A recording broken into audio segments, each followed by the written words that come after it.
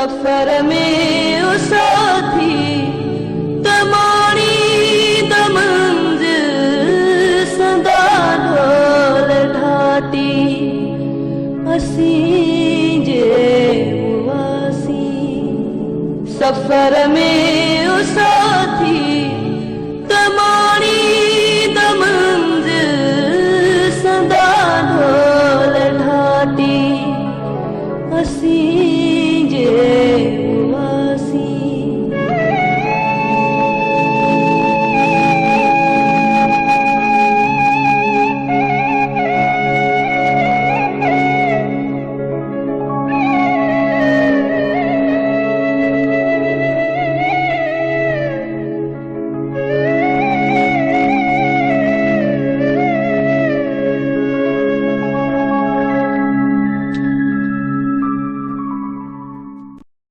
और ये वो जगह है जहाँ एग्जैक्टली दुबो की जंग वाक़या हुई।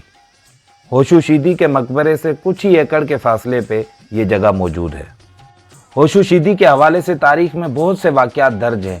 जैसा कि दुबो की जंग के लिए कहा जाता है कि जब जंग आखिरी मराइल में पहुंची तो होशू शीदी तलवार से लड़े और तलवार अपने हाथ से गिरने नहीं दी, यहाँ तक कि वो शहीद हो गए, लेकिन तलवार उनके हाथ में मौजूद थी।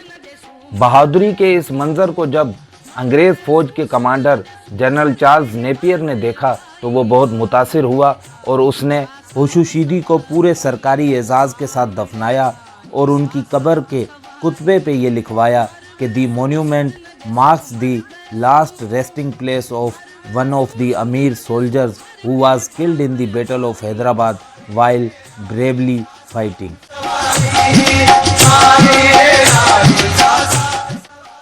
कुछ तारीखदानों का ये ख्याल है कि उनके जसद को हैदराबाद के किले में ले जाया गया और ये एजाज़ वहीं दिया गया और उनकी तदफीन भी वहीं हुई है, जबकि बहुत से तारीखदान इस बात से मुत्तफिक नहीं है।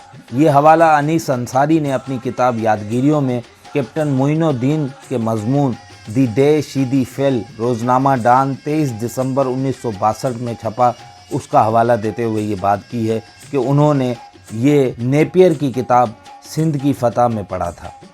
हालांकि इस जंग में भी अंग्रेज़ सरकार ने मीरपुर ख़ास के तालपुर हुक्मरानों को शिकस्त दी। जंग के नताइज कुछ भी हों, लेकिन जनरल होश मोहम्मद कमरानी की उस लाजवाल कुर्बानी को किसी भी तरह फरामोश नहीं किया जा सकता। जो उन्होंने नारा लगाया था उसी पे साबित कदम रहे और आखिरी वक्त तक लड़ते रहे।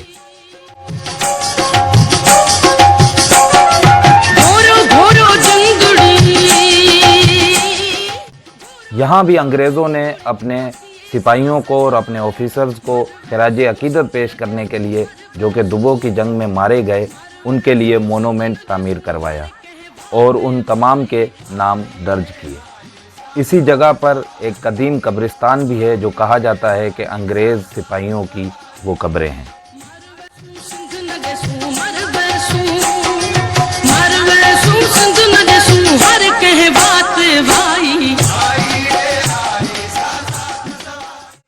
सिंध के महज़ब कल्चर का आप यहाँ से अंदाज़ा लगा लें कि मौजूदा दौर में जब एथनिक डिस्क्रिमिनेशन और सुपरमेसी की बात होती है, उनके राइट्स के लिए बात की जाती है, स्याह फाम लोगों के लिए बात की जाती है, सिंध में उन्हीं स्याह फाम लोगों को जो कि शीदी भी कहलाते हैं, जो कि हबशी हैं, उन्हें डाडा कहा जाता है। डाडा सिंधी ज़बान में दादा को कहा जाता है, जिस तरह हम दादाजी कहते हैं, दादा अबू कहते हैं, तो इस तरह इज़्ज़त व तकरीम में सिंधी में स्याह फाम लोगों को डाडा भी कहा जाता है।